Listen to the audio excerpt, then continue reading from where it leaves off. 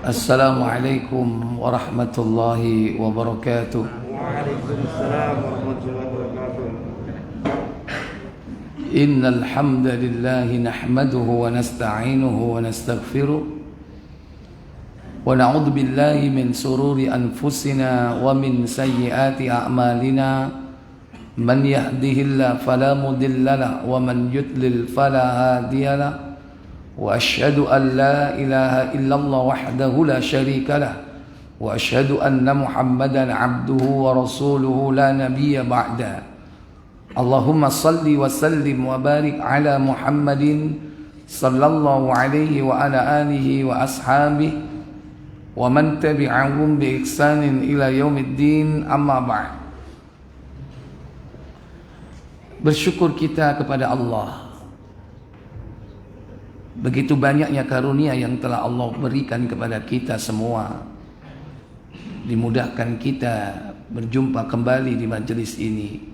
Semoga Allah meluruskan niat kita dalam rangka thalabul ilm, memperoleh faidah dari karya-karya para ulama yang menerangkan tentang ilmu syar'i.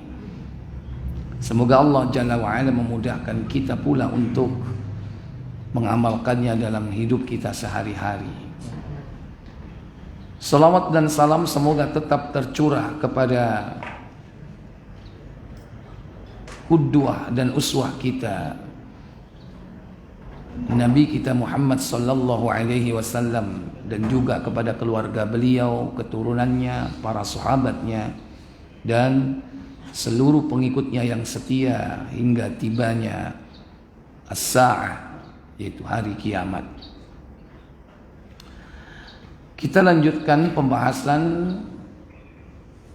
dalam kitab Riyadhus Shalihin sampai kepada bab ke-44, Tawqirul ulama'i wal kibari wa ahlil fadli, penghormatan kepada ulama dan orang-orang yang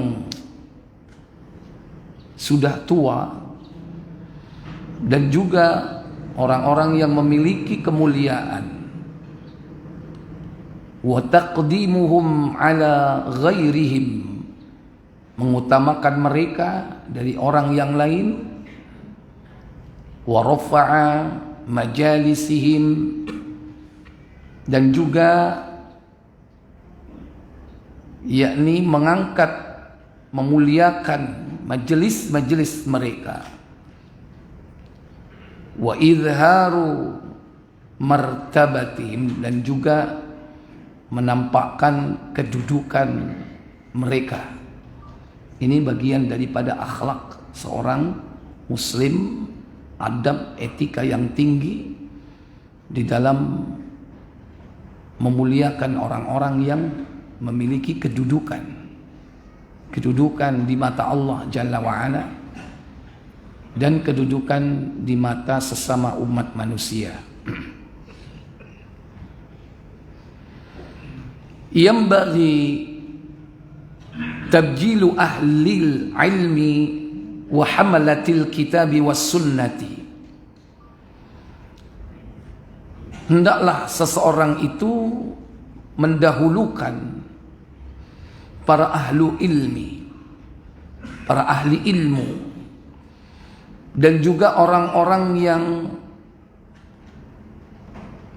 memiliki ilmu pengetahuan tentang kitab dan as-sunnah, alladzi salaku sabilas salafi, di mana mereka mengamalkan atau menempuh jalan, yakni jalannya para pendahulu yang soleh, salafus soleh, fil fahmi wal i'tiqadi was suluki wal ibadah, yakni dalam segi pemahaman, i'tiqad, keyakinan, was suluk, yakni perbuatan, wal ibadah, dan juga aspek peribadatan, duna dzawil ahwa wal bid'ah, daripada mengikuti yakni orang-orang yang mengutamakan hawa nafsu dan ahlul bid'ah. Wa kadzalika tawqirul kibari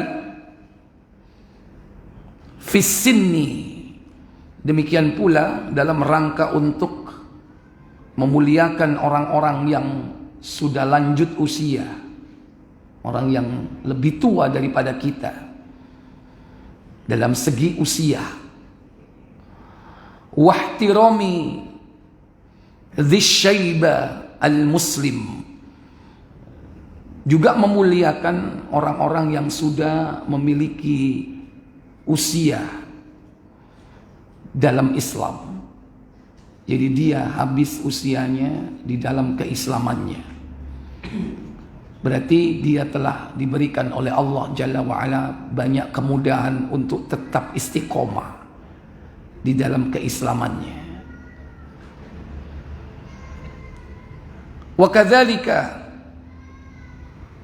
ahlul kirami wal muru'ah wasyaja'ah alladzina ya'lamuna an-nasa bifi'alihim makarimil akhlaq. Demikian pula yakni orang-orang yang memiliki kemuliaan dan juga pemeliharaan keberanian yang mereka mengetahui manusia tentang keadaan-keadaan mereka dari segi kemuliaan akhlak. Waqad qila, dan juga dikatakan dalam sebuah pendapat, la ya'riful fadla li ahlil fadli illa dzawil fadli. Tidaklah mengetahui sebuah kemuliaan bagi orang-orang yang memiliki kemuliaan melainkan hanya orang yang mulia. Jadi orang yang mulia akan mengetahui siapa orang-orang yang memiliki kemuliaan itu. Sehingga bisa jadi orang-orang yang suka menghina orang itu, dia sendiri tidak memiliki kemuliaan. Ketika ada orang yang menghina orang-orang yang mulia, berarti dia tidak mengetahui kemuliaan yang dimiliki oleh seseorang. Maka dia bukanlah orang yang mulia. Berarti dia sendiri yang hina, karena dia menghinakan orang yang mulia. Apalagi zaman sekarang, banyak orang menghinakan orang-orang mulia. Tidaklah menghina orang yang mulia kecuali orang yang hina. Wa qala Allah Ta'ala, firman Allah Ta'ala dalam surah Az-Zumar surah 39, yakni pada ayat yang ke-9, qul hal yastawil ladina ya'lamuna wal ladina la ya'lamun. Katakan, apakah sama orang-orang yang mengetahui, memiliki ilmu dengan orang-orang yang tidak mengetahui? Itu orang yang tidak punya ilmu. Kira-kira jawabannya sama atau tidak sama? Tidak sama. Innama yatadzakkaru ulul albab, sesungguhnya mereka yang mendapatkan peringatan adalah orang-orang yang mau berfikir, orang-orang yang berfikir, yaitu ulul albab. Yukhbirullahu ta'ala ibadahu annahu la yastawi ahlal ilma alladhi qamu bihi wa qama bihimul ilma al-matlubi ta'limu. Allah mengabarkan dalam ayat tersebut kepada para hambanya bahwasannya tidaklah sama antara orang yang memiliki ilmu, yang mereka hidupnya mengamalkan ilmu dan menegakkan yakni dengan ilmu itu kebaikan-kebaikan. Demikian pula wa ta'limu, dan juga orang-orang yang mengajarkan ilmu. Belajar ilmu dan mengajarkan ilmu. Hingga dalam sebuah hadis, khairukum man ta'allamal Qur'an wa 'allamahu. Sebaik-baik orang di antara kalian yaitu yang belajar Al-Qur'an dan yang mengajarkannya. Bukankah Al-Qur'an itu ilmu? Dan itu adalah ilmu yang tertinggi. Wal muwafaqatu fid dini kitaban wa sunnatan manzilatan ma'al ladina lam yakum bihim dhalik. Demikian pula, yakni orang yang melakukan amal perbuatan di dalam beragama sesuai dengan kitab dan as-sunnah, dan yakni kedudukannya akan beserta, tidaklah sama kedudukannya dengan orang-orang yang tidak menegakkan agama itu dengan Alkitab dan As-Sunnah. Berbeda. Imma taksiran, mungkin ada kalanya dia meremehkan ilmu tersebut, au i'radan, atau dia berpaling dari ilmu tersebut, au istighfafan, atau bahkan merendahkan ilmu itu. Semuanya buruk. Meremehkan, menolak, atau berpaling, serta merendahkan, meremehkan, ya, kemudian menolak dan merendahkannya. Ini termasuk di antara akhlak yang buruk di kalangan umat manusia yang tidak mau berinteraksi dengan ilmu, baik mulai dari tingkat mempelajari, menghafalkan, mengamalkan, dan mengajarkannya. Itulah tahap-tahap sesuai dengan tingkatan-tingkatannya. Mempelajari, menghafalkan, memahami, mengamalkan, dan mengajarkannya. Kira-kira kita sudah sampai tingkat yang mana? Masih baru mempelajari. Jangan berhenti di situ. Ditingkatkan, yaitu dengan apa? Menghafalkannya. Karena ilmu itu harus dihafal. Karena untuk sampai pada tahap mengamalkan itu, kita harus senantiasa mengingatnya.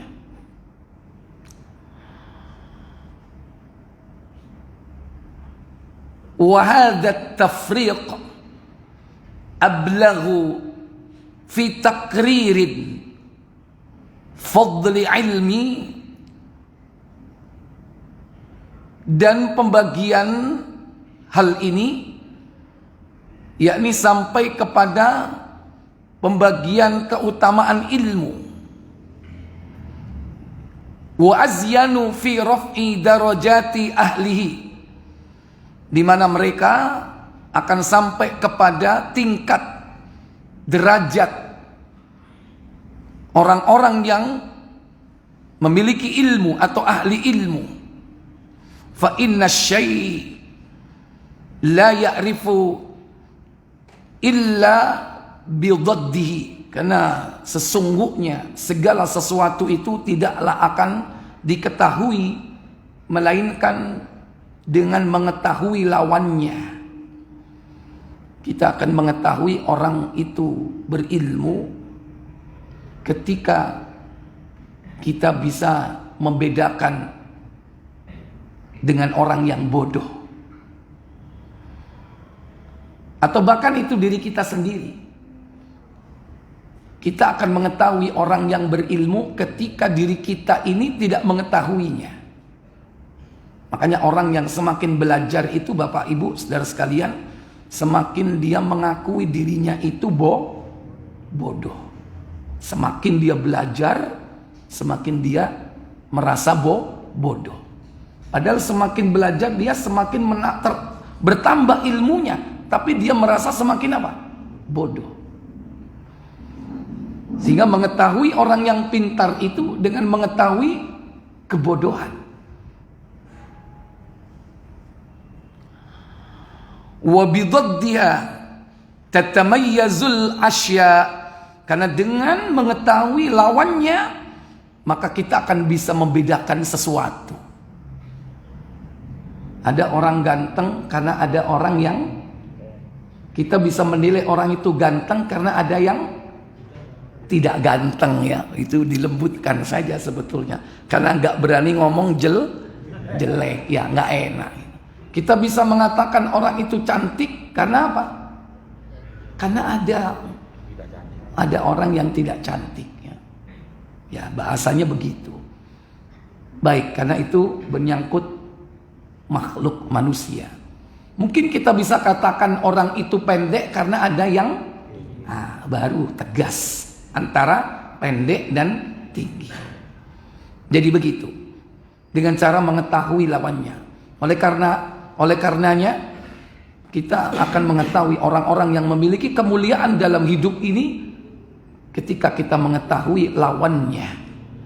Kita mengetahui orang yang berilmu karena kita mengetahui yakni orang-orang yang bodoh. Dan jangan-jangan kitalah adalah orang yang bodoh itu. Baik. Sampai kepada pelajaran tentang hadis. Dalam kitab ini nomor 348 berkaitan dengan keutamaan orang yang berilmu menjadi seorang pemimpin. Pemimpin dalam perkara ini yakni pemimpin dalam urusan ibadah. Dan konteks yang sangat relevan dalam kehidupan sehari-hari kita yaitu sebagai imam dalam sholat ya.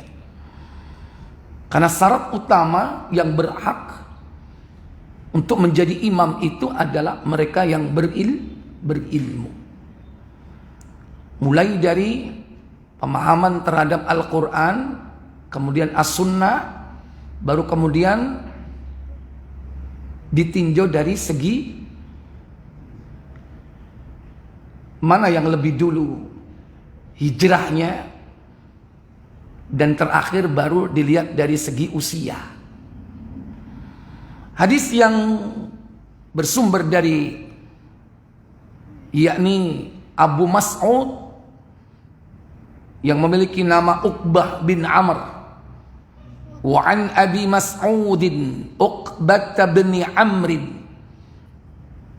Dari Abu Mas'ud Uqbah bin Amr Al-Badri Al-Ansari radhiyallahu ta'ala anhu qala Rasulullah sallallahu alaihi wasallam, Rasulullah sallallahu alaihi wasallam bersabda, ya ummul qauma aqra'uhum likitabillah. Orang yang layak dan pantas menjadi imam, mengimami suatu kaum dalam konteks ini adalah imam solat, aqra'uhum li kitabillah, mereka yang memiliki ilmu yang banyak terhadap Al-Quran. Dan ini dimulai dari tingkat yang paling dasar, yaitu dari segi bacaan, kemudian dari segi pemahaman, dari segi hafalan. Begitulah bagaimana seseorang itu berinteraksi dengan Al-Quran. Jadi yang jadi standar itu adalah Al-Quran terlebih dahulu, termasuk yakni bacaannya bagus, hafalannya banyak, dan memiliki pemahaman yang benar tentang Al-Quran. Dan tentunya puncaknya yaitu mengamalkan itu sendiri, yakni nilai-nilai Al-Quran. Fa in kanu fil qiraati sawaan, maka jika seseorang itu ada kesamaan di dalam keilmuan terhadap Al-Quran, fa'alamuhum bisunnah, maka yang dipilih adalah mereka yang lebih faham ilmu tentang as-sunnah. Jadi kalau Al-Qurannya sama, bacaannya sama, hafalannya sama, pemahamannya sama, mengamalkannya demikian pula. Pokoknya dalam berinteraksi dengan Al-Quran itu memiliki kesamaan. Maka ukuran yang kedua yaitu pemahaman terhadap as-sunnah, baik pengetahuannya, demikian pula hafalannya, demikian pula mengamalkannya. Jadi ukuran kedua yaitu apa? As-sunnah. Fa in kanu fi sunnati sawaan, apabila keduanya atau beberapa calon-calon ini memiliki kesamaan di dalam pemahaman terhadap as-sunnah, sama semua, Al-Qur'annya sama, as-sunnahnya sama, maka fa'aqdamuhum hijratan, yang lebih diutamakan adalah siapa di antara mereka yang lebih terdahulu dalam hijrah. Mana yang lebih dulu hijrah? Kalau dulu konteksnya yaitu hijrah kemana? Dari Mekah ke Madinah. Ada lagi konteks yang lebih umum yaitu lebih mana? Lebih dulu mana? Masuk Islamnya. Abu Bakar dengan Umar bin Khattab lebih dulu mana masuk Islamnya? Lebih dulu Abu Bakar As-Siddiq. Itu contohnya. Siapa yang lebih pertama hijrah? Siapa yang lebih pertama masuk Islam? Mungkin kalau konteks kita sekarang ini gimana kira-kira? Wong Islamnya sejak bayi, bapak ibunya sudah Islam, otomatis anaknya Muslim. Tetap ukuran atau kriteria yang ketiga ini menjadi ukuran, yaitu hijrahnya dari kejahilan. Karena kadang-kadang di antara kita ini pernah tenggelam di dalam kejahilan. Podo-podo blunate. Sopo sing dhisik tobat. Biyen dugal bareng. Tobat bareng. Tapi mesti ada yang lebih dulu. Koncone dino Senin, DE dino Rebo, telat berarti. Berarti lebih dulu yang mana? Senin apa Rebo? Senin. Walaupun terpaut hanya beberapa hari tentunya. Itu jadi ukuran. Siapa yang lebih dulu hijrah? Siapa yang lebih dulu masuk Islam? Siapa yang lebih dulu tobat? Ada kalanya Al-Qur'annya sama, sunnahnya juga sama. Sementara si A ini mulai kecil hidupnya terpelihara, nggak pernah neko-neko, karena hidupnya di pondok mulai kecil. Sementara yang lain ini wis rondindi. Kemudian dari segi ilmu Al-Quran dan Sunnah sama. Kira-kira yang lebih utama mana Pak? Yang hidupnya terpelihara ya. Karo sing jenenge disco, karo sing jenenge biskop. Nek sing sitoke iki Al-Qur'annya juga bagus, sunnahnya bagus, sepadan, tapi wis malang melintang dalam dunia persilatan ngawur ae. Brahma Kumbara ta. Sudah malang melintang ya, kemana-mana, wis seru donya. Mana yang lebih diutamakan kalau ada imam yang seperti itu? Halo? Yang terpelihara di tempat-tempat yang jauh dari kemaksiatan. Berdasarkan dalil tentunya. Bukankah Nabi pernah mengatakan sab'atun yudhilluhumullahu fi dhilli yauma la dhilla illa dhillu. 7 kelompok manusia yang di akhirat dinaungi dengan awannya, dengan naungan Allah ketika hari tidak ada naungan kecuali naungan Allah. Siapa mereka? Yang kedua disebutkan wasyabbun nasa'a fi ibadatillahi azza wa jalla. Seorang pemuda yang menghabiskan masa mudanya di jalan Allah untuk beribadah kepada Allah. Tidak meninggalkan yang wajib, sholat 5 waktunya, puasa Ramadannya, kewajibannya berbakti kepada orang tua, menuntut ilmu. Itu yang dapat naungan. Jadi kalau ada yang kriterianya kebetulan sama, pilih tentunya yang terpelihara agamanya. Yaitu termasuk dalam kategori apa? Yang hijrah terlebih dahulu. Baru kemudian yang terakhir, wa in kanu fil hijrati sawaan. Jika hijrahnya sama-sama, fa'aqdamuhum sinnan, maka yang lebih diutamakan yaitu usianya. Mana yang lebih tua? Al-Qur'annya sama, sunnahnya sama, hijrahnya sama, endi sing tuwa dhisik?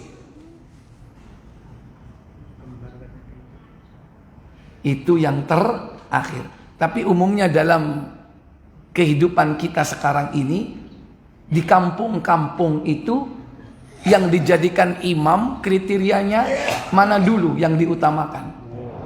Hah? Sing tuwa dhisik. Wis ngajine gak karu-karuan. Ya kan? Untune Kang, alhamdulillahi rabbil ngalamin. Wis stok lawas iku wisan. Ya, kalau alhamdulillah itu kan sudah stok lawas ini. Ya. Ironi, kenapa? Karena dari segi tuanya. Kaenak rek opo iki biyen sing merintis ya kan. Ada sikap-sikap seperti itu. Ya, kaenak rek opo, aku biyen bayi digendong, tak uyui wong iki. Ya kan misalnya begitu ya. Jadi rata-rata begitu di masyarakat, orang kadang lebih memprioritaskan apa usia. Kalau menurut sunnahnya, menurut hadisnya itu urut-urutannya. Ya. Baik. Wala ya'umman ar-rajulur rajula fi sultani. Maka tidak boleh seseorang mengimami seorang yang lain di dalam kekuasaannya, di dalam tempat yang dikuasai oleh orang itu. Artinya kita ini gak boleh jadi imam di tempat yang itu bukan tempat kekuasaan kita. Ya.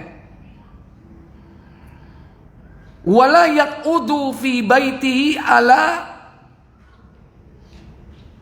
takrimatihi. Demikian pula kita tidak boleh menduduki suatu tempat di rumah yang itu menjadi tempat duduk orang tersebut. Illa kecuali baik yang pertama ataupun yang kedua, mengimami tadi itu, illa biiznihi, kecuali atas izinnya. Jadi nang masjid iki imamnya wis ana apa gak? Sudah ada nggak imamnya? Ada. Nggak boleh orang luar ujuk-ujuk langsung jadi imam, meskipun dia seorang syekh ahli Al-Quran, ya. Tapi kalau di situ sudah ditetapkan imamnya, nggak boleh langsung moro-moro maju. Aku mari menang lomba MTQ, saya berhak, ya kan? Nggak boleh, kecuali dengan izin daripada imam tetapnya itu. Monggo, silakan. Kalau sudah diizinkan, silakan. Juga menempati tempat duduk di sebuah rumah, karena di rumah itu ada tempat duduk khusus buat ahlul bait, sahibul bait, tuan rumah. Ada tempat duduk khusus biasanya. Makanya kalau kita nggak dipersilahkan atau bahkan ditetapkan tempatnya di mana, ojo ucuk-ucuk langsung longgo. Iki digoleki sing enak dhisik ndul. Padahal itu tempat favorit tuan rumah itu. Ya. Iki tamu apa jenenge? Ya, apa jenenge iku? Ya apa lancang. Sampai lancang apa? Celutak. Ya, semacam-macam nih. Ya. Jadi kita dalam hidup ini, etika-etika seperti ini harus dipegang teguh, ya. Karena kadang-kadang tanpa mengetahui etika ini, bisa jadi sekalipun orang kita ini masih bisa menahan diri, cuman kan tersimpan di dalam hati, yang orang itu akhirnya menilai bahwa kita ini tidak memiliki apa? Adab, akhlak, etika. Padahal Islam itu mengatur, memiliki etika yang tinggi di dalam berinteraksi dengan sesama manusia, apalagi berkaitan dengan ibadah. Baik urusan ibadah maupun muamalah diatur prinsip-prinsipnya secara rinci. Wa fi riwayatin rawahu Muslim. Riwayat ini terdapat di dalam Sahih Muslim. Wa fi riwayatin lahu, dan juga di dalam riwayat Muslim ada riwayat yang menyebutkan dengan beberapa redaksi berbeda. Fa'aqdamuhum silma badala sinnan. Maka yang lebih diutamakan adalah orang yang memiliki usia lebih tua. Ai islaman, atau dia masuk Islam terlebih dahulu. Wa fi riwayatin, dalam sebuah riwayat, ya ummul qauma aqra'uhum li kitabillahi, yang layak menjadi seorang imam mereka yang lebih memahami kitabullah, wa aqdamuhum qira'atan, dan mereka yang memiliki kelebihan di dalam segi bacaan. Fa in kanat qira'atuhum sawaan, dan jika bacaan Al-Quran mereka sama, faya ummuhum aqdamuhum hijratan, maka yang lebih pantas didahulukan mengimami mereka yang hijrah terlebih dahulu. Fa in kanu fil hijrati sawaan, dan jika memiliki kesamaan dalam segi hijrah, fal ya ummahum akbaruhum sinnan, maka yang layak menjadi imam bagi mereka yakni yang lebih tua umurnya. Sama. Wal muradu bisultani, yang dimaksud dengan yakni di bawah kekuasaannya, yakni mahallu wilayatih, yakni tempat yang menjadi kekuasaannya.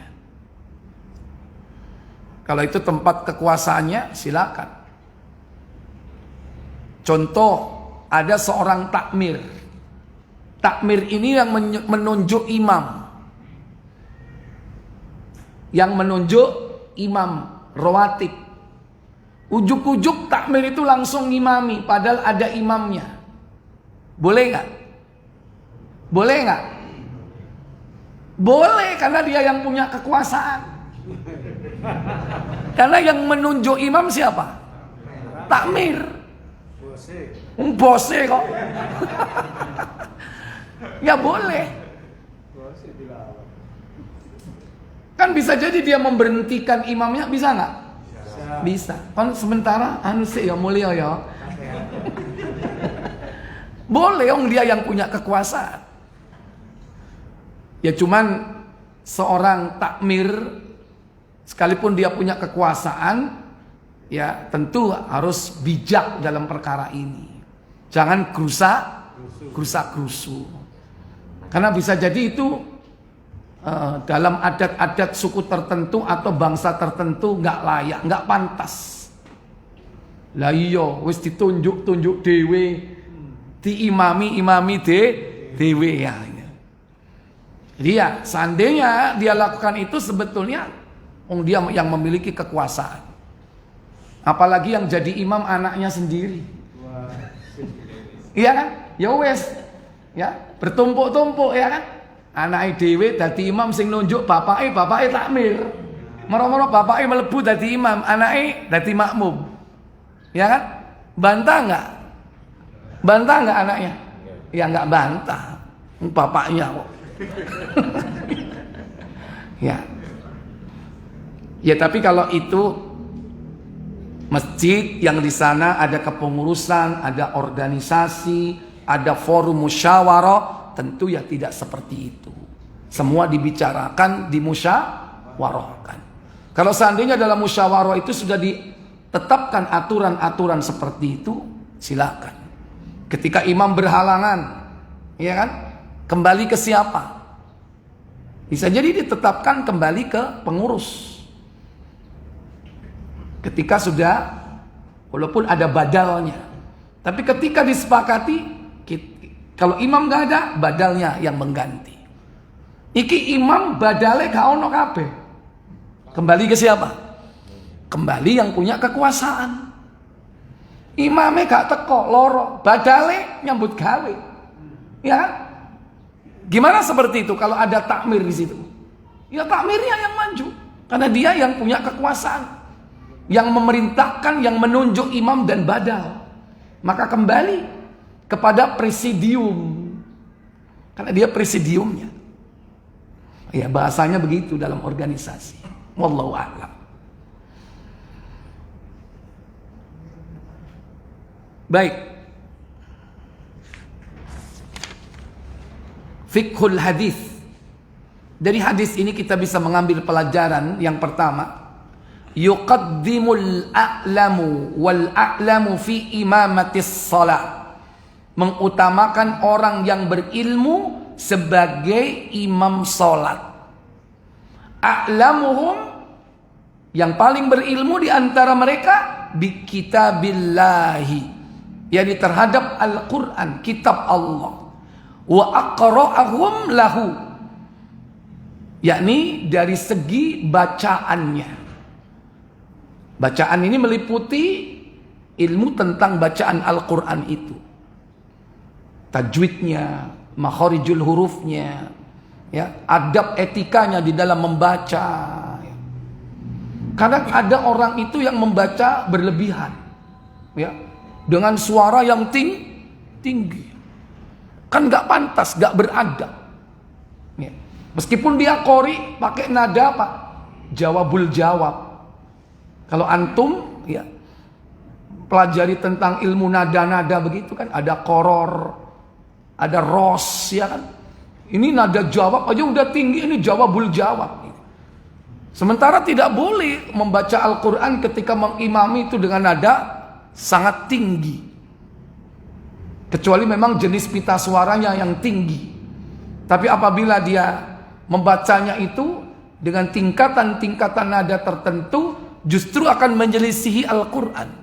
Karena Allah berfirman dalam surat Al-Isra itu, kalau tidak salah, wa la tajhar bi salatika wa la tukhafit biha wabtaghi baina dzalika sabila. Ayat terakhir kalau tidak salah itu surat 17. Coba dicek.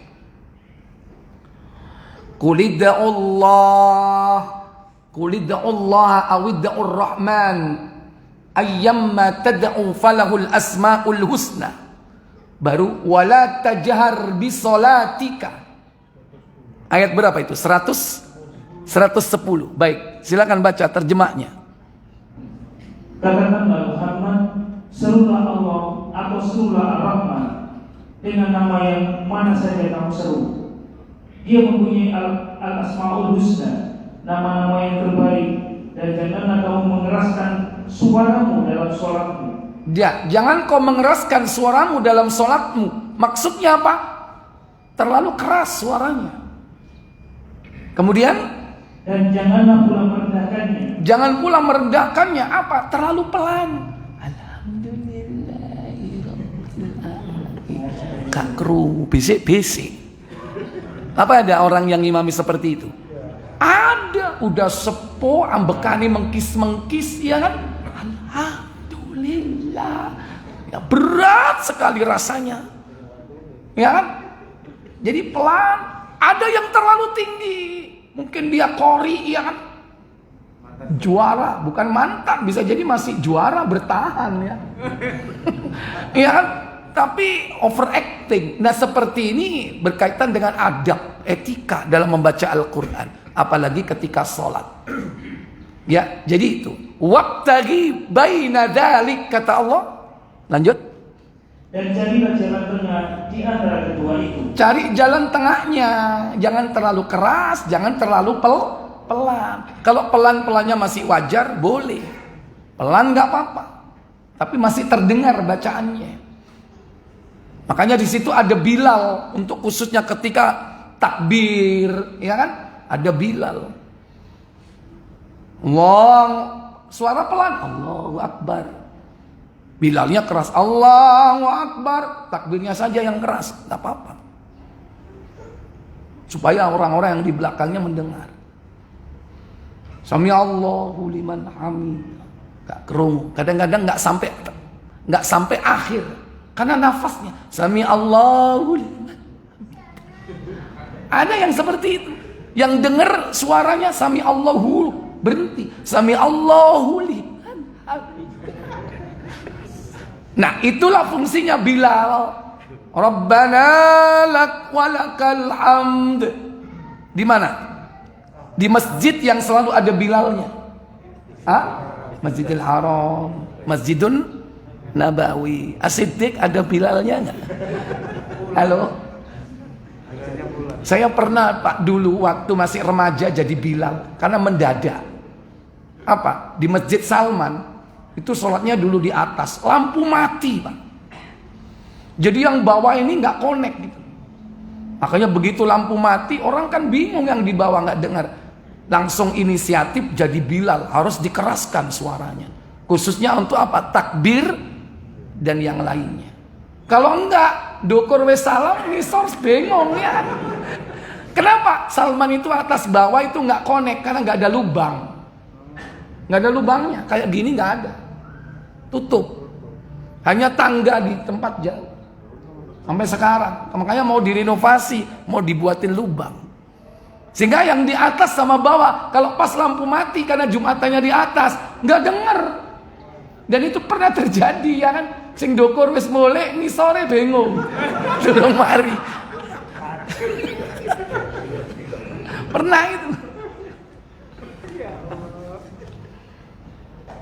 Sudah azan? Baik, azan dulu silakan.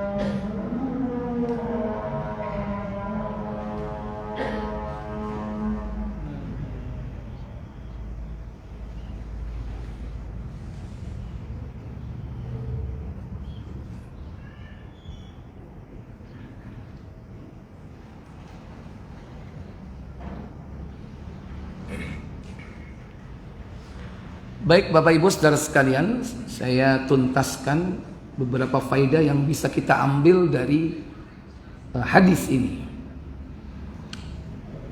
Jadi pengetahuan mereka terhadap kitab Allah di dalam bacaannya, thumma a'lamuhum bis sunnah, kemudian pengetahuan mereka terhadap as-sunnah, thummal aqdamu hijratan au islaman, kemudian didahulukan di antara mereka mana yang hijrah terlebih dahulu atau masuk Islam. Thumma akbaruhum sinnan, kemudian baru yang paling tua usianya. Hadza huwal fiqhun nabawi fi mas'alatil haqqi bil imamah. Ini merupakan fikih nabawiyah di dalam masalah hak sebagai imam. Amma ma warada fi ba'dil kutubil madhhabiyah, adapun apa yang dimaksud di dalam beberapa kitab-kitab mazhab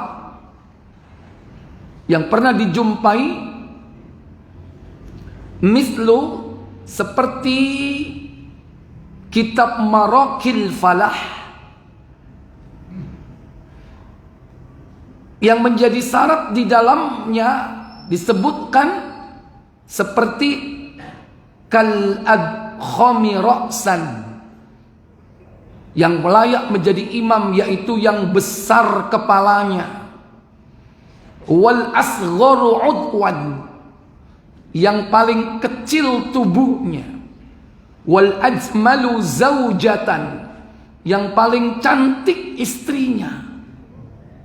Fadzalika minal abatil, maka inilah perkara-perkara yang batil, allati yatanazahul fiqhil islamiyah al-musaffa, yang harus dibersihkan dari fikih Islam yang suci, an syawaibiha, dari berbagai macam noda-noda kerusakan. Cena sing dadi imam sing paling ayu bojone. Iya kan? Berarti lah kena ditengeri, imam itu mesti bojone ayu. Repot neng ini, kacau. Ini makanya kitab batil ini. Kata Syekh bin Salim bin Italilali, ya kan, beliau menjelaskan, mensarahkan seperti ini. Kitab apa tadi? Maraqil Falah, ya. Salah satu di antara kitab madhab, ya. Sing gede ndase, sing cilik wonge, sing ayu bojone. Rasanya kok nggak rasional, ya. Gitu. Iya. Baik, yang kedua, a'dhamul ulumi huwa al-ilmu bi kitabillahi jalla jalaluh. Ilmu yang paling agung di antara ilmu-ilmu itu adalah ilmu terhadap kitabullah, yaitu Al-Quran.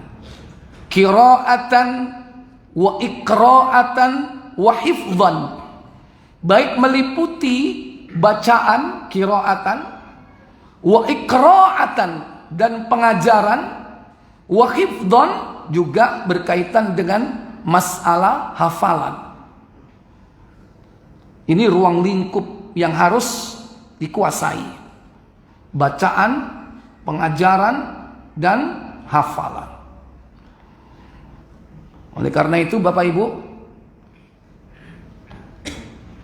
kalau ingin punya anak yang sukses dunia dan akhirat, maka ilmu yang pertama dan utama yang harus dipelajari ilmu apa? Sepakat ilmu agama, tapi di antara ilmu-ilmu agama itu yang paling utama apa? Al-Quran. Itu yang paling utama. Kadang ada orang itu, maaf ya, ada satu tempat pendidikan, taruhlah pondok-pondok di kampung, di situ tidak diajarkan bagaimana memperbanyak ilmu Al-Quran, tapi di situ diperbanyak ilmu tibaan wa sholawatan. Ada nggak? Halo?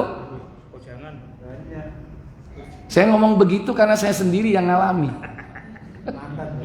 Iya. Wah, tiba apal kabeh ya. Sementara hafalan Qur'annya ketinggalan. Itu. Ada yang mengutamakan begitu. Ya, itu mungkin masa lalu, mungkin sekarang nggak ada, atau sudah nggak ada atau masih ada ya? Hah? Sudah mungkin nggak ada ya. Ya tentunya itu berkaitan dengan metode pendidikan, juga spesifikasi di tempat itu, ya wallahu a'lam. Tapi mestinya semua harus sepakat, ilmu Islam yang pertama dan utama itu mengajarkan apa? Al-Quran. Sementara ada yang tidak mau memprioritaskan itu. Ada yang lebih diutamakan ilmu alatnya dulu. Ilmu alat yaitu bahasa Arab. Mestinya kalau Al-Quran diutamakan, bahasa Arab akan mengikuti. Tapi kalau diprioritaskan bahasa Arab, Al-Quran belum tentu ngikut. Beda. Bahasa Al-Quran dengan bahasa Arab beda sebetulnya. Mana yang berkedudukan lebih tinggi? Bahasa Al-Quran. Karena memang Al-Quran bahasa Arab. Tapi kalau hanya sekedar belajar bahasa Arabnya saja, tidak mempelajari bahasa Al-Quran yang merupakan inti dari bahasa Arab, bisa jadi ketinggalan Al-Qur'annya. Makanya tidak semua orang Arab yang tiap hari ngomong dengan bahasa Arab, mereka paham Al-Qur'an. Bisa jadi orang Arab gak iso ngaji. Hah? Ada? Loh ada ya, koncone tiba-tiba. Dia ngomong ada itu mesti koncone. Orang Arab gak iso ngaji. Ya, iya ada jamaah, ada nggak? Jamaah yang nggak bisa baca Quran ada nggak? Ada. Makanya harus belajar. Itu di sini maklum bukan bahasa Arab ya, tapi di Arab sono banyak orang bisa bahasa Arab karena tiap hari komunikasinya dengan bahasa Arab, tapi nggak bisa baca Quran. Ada. Oleh karena itu mempelajari Al-Quran itu khusus.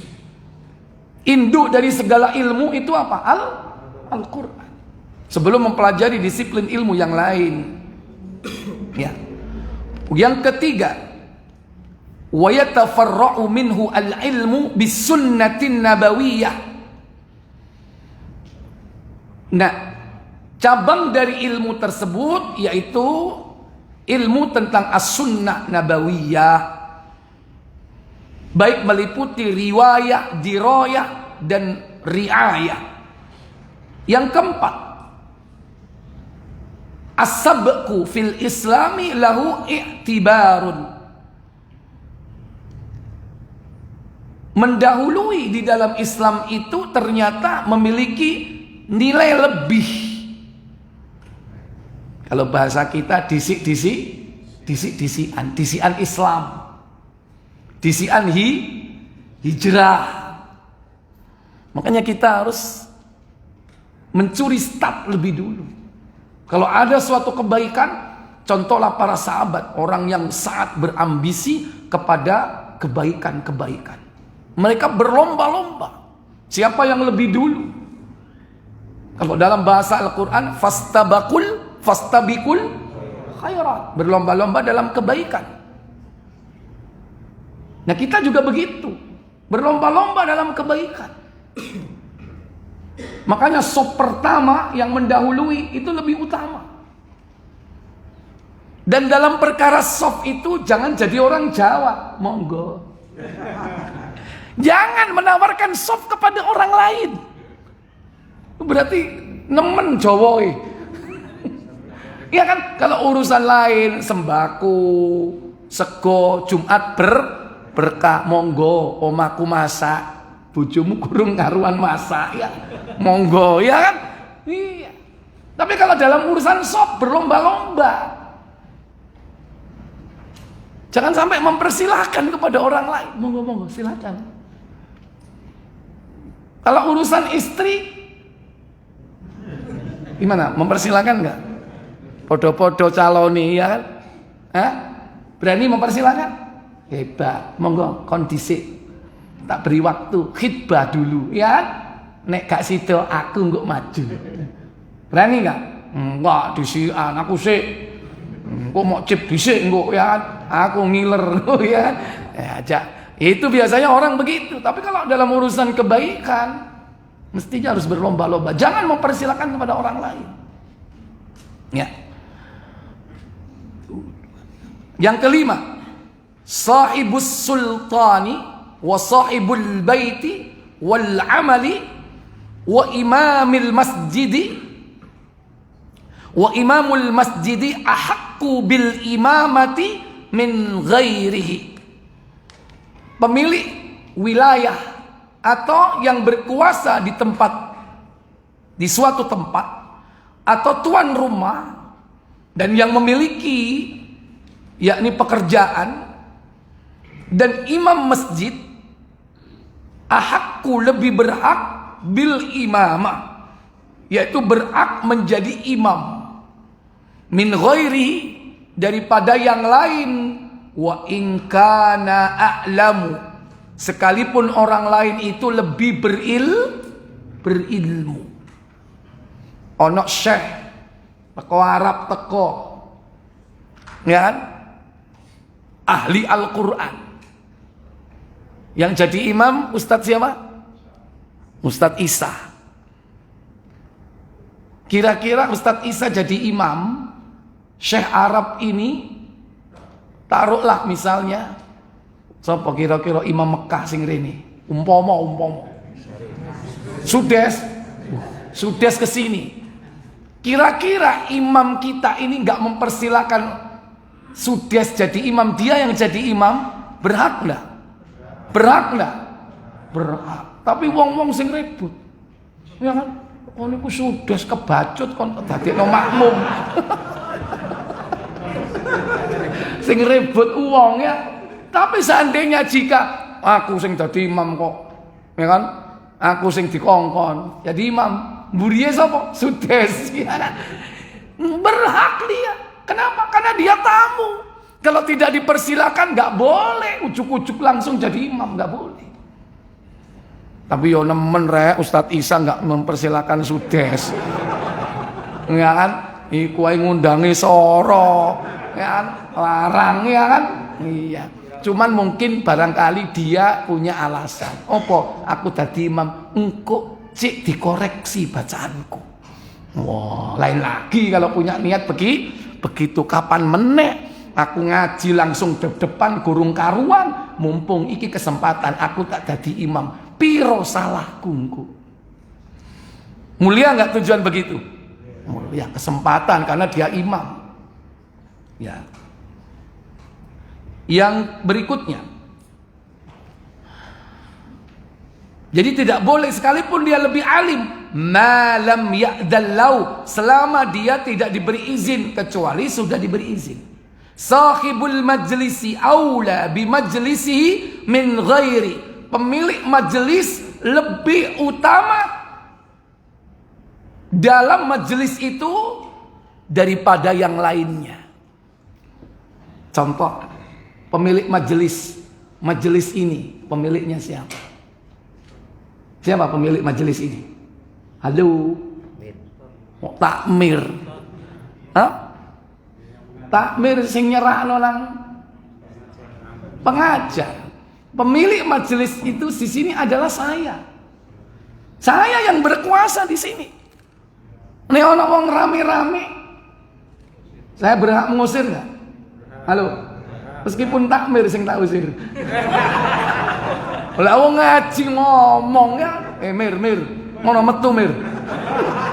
Ngono iku ana wong ngaji ngobrol kon niku tanggon. Ngono metu. Diskusi nang jaba kono, nang parkir. Boleh enggak?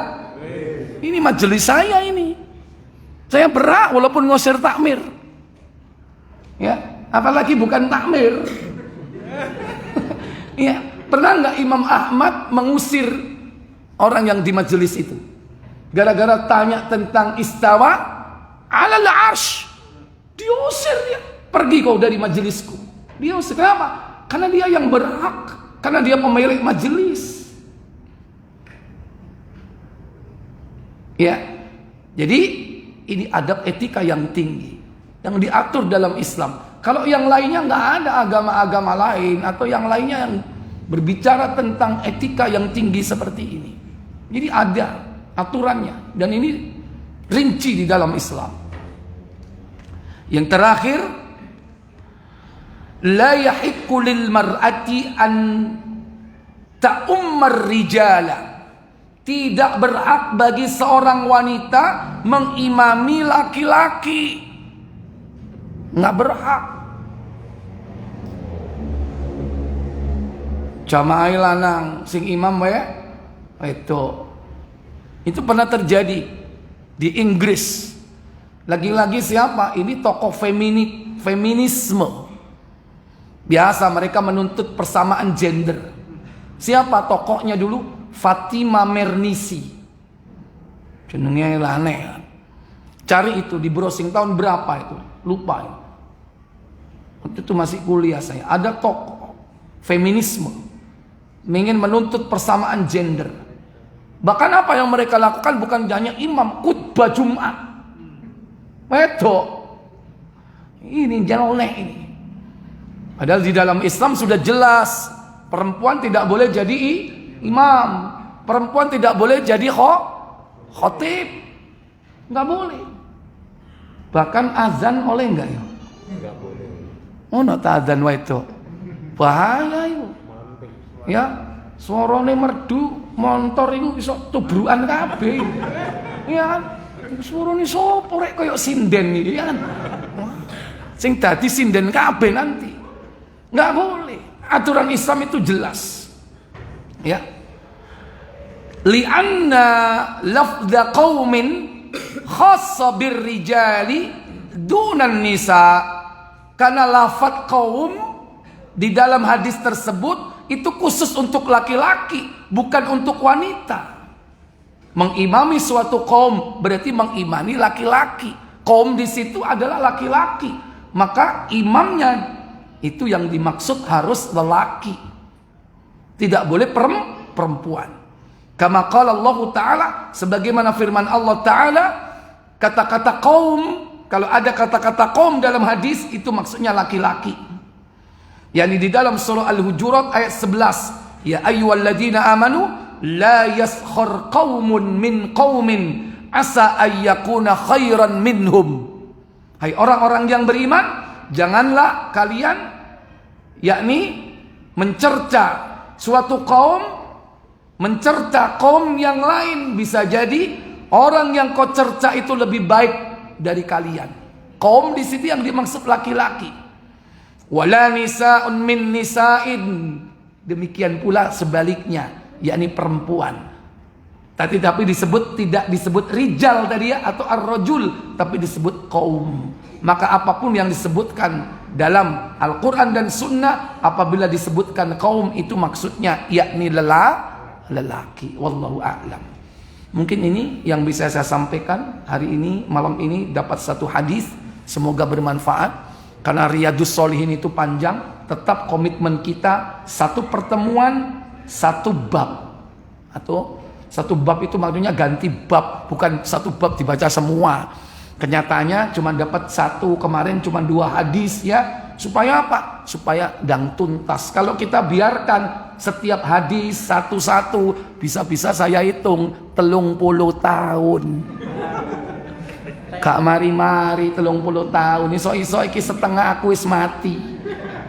Awak dhewe wis tuwa ya kan, gak sampai 30 tahun ya. Umpama sampai 30 tahun paling wis gak kuat ambekan ya kan, ngaji ngene wis mengkis-mengkis ya. Ya, wallahu a'lam. Baik, ada pertanyaan? Silakan, saya berikan waktu. Ada seorang sudah dijatah khotib Jumat. Sudah datang nomor 7. Maksudnya nomor 7? Hadirnya ke masjid. Masuk masjidnya itu. Kok ada nomornya? Bukan. Ono antrian. Kan baru 7. Oh, ya ojo nyebut nomor. Ya kan, jumlahnya yang datang baru 7. Iki enggak nomor 7. Masjid endi iki koyo antrian dokter ya kan? Koyo antrian ya. Terus bagaimana maksudnya? Setelah waktunya sudah masuk, dia ada seorang dokter langsung ke mimbar khutbah tanpa pengetahuan khotibnya. khotib itu. Setelah buyar Jumatan dia gegeran antara dokter sama khotibnya. Solusinya gimana? Engko dhisik iku masjid apa rumah sakit? Geger akhirnya. Masjid apa rumah sakit? Masjid. Bener. Iya, di rumah sakit. Guru saya yang cerita itu. Masya Allah. Mungkin kalau rumah sakit wajar ya kan? Mungkin masjid ya? Iya. Masya Allah. Nah, khotib yang asli itu orang Perdu, Ustaz. Jadi ya Gak terima. Gak terima. Iya. Di situ yang mana yang perlu dievaluasi yaitu takmir. Berarti manajemennya kacau itu. Iya kan? Bisa jadi. Kacau seperti itu. Nah, di situ jangan sampai terjadi keributan ya. Kalau mungkin datang tempo itu mungkin. Iya kan? Bisa jadi itu sering kadang-kadang. Bisa jadi ustadznya yang lupa atau takmirnya yang salah memberi informasi. Banyak kemungkinan yang terjadi itu. Tapi di sini dituntut takmir itu bijak. Pernah di masjid saya Salman itu ustadznya yang lupa. Ustadznya yang lupa. Tapi kita harus memuliakan ustadz. Akhirnya apa, Pak? Saya persilakan, Pak. Dua-duanya tampil, Pak, gantian. Ya, akhir jadi daurah. Iya kan? Padahal ini ba'da maghrib kan pendek waktunya. Padahal ustadz yang waktunya saat itu tampil. Kemudian setelah itu nggak lama ustadz yang lupa yang datang ke situ karena lupa. Gitu. Tapi saya persilakan seperti itu ternyata nggak mau. Ustadz ini masya Allah tawadhu, dia tetap apa? Tetap ngikut ustadz yang waktunya sampai selesai. Subhanallah. Itu. Tapi nek urusan apa lian-liane iku urusan terserah takmir ya kan. Kok loro-loro kabeh ditraktir mangan ya monggo silakan ya kan. Enggak masalah ya kan. Nah itu. Jarang-jarang kan seperti itu kan. Jarang-jarang seperti itu. Itu. Tapi juga ada kasus-kasus yang yaitu karena manajemen ya. Sehingga sampai crash seperti itu. Ya sampai gegeran. Ini sing salah iki sing jadwal atau gimana ya. Kadang-kadang sudah ditelepon, di-oke, dicatat sama ustadznya. Mungkin dipikir belum ada confirm. Sehingga lupa atau mungkin lalai, tidak dicatat bahwa ustadz ini sudah confirm. Dipikir masih kosong, akhirnya dia nyari yang lain. Akhirnya yang dicari baru nih bisa juga. Itu yang ditulis. Ustadz yang awalnya diminta datang, yang kedua juga datang. Ya apa nek ngono iku? Pernah terjadi. Nah iya. Gimana seperti itu kira-kira? Solusinya? Sesuai jadwal. Lu masing-masing punya jadwal kok. Ya kan? Yang pertama itu sudah ditulis. Cuman lupa ketika confirm ustadznya itu sama takmirnya nggak ditulis. Dipikir masih kosong, nyari ustadz lain. Sama ustadz yang lain ini diiyai, ditulis ternyata itu di catatannya. Jadi di catatan takmir itu ustadz yang kedua, di catatan ustadz yang pertama itu dirinya. Pada hari H teko loro kabeh teko. Ya apa ngono iki? Hah? Gimana Pak? Wah itu contoh solusi yang bijak ya. Bapak monggo jenengan jadi khotib ya. Sing setunggale dados imam. Jadi dua-duanya terpakai nggak Pak? Terpakai. Kayak ono kabeh tapi Pak. Ya kan? Ya kan? Aja situ toh ya kan? Maksudnya transporti kasih dua-duanya. Ya. Gitu. Kalau enggak terno loro-loro monggo tak terno kabeh. Situke Karang Pilang, situke Perak.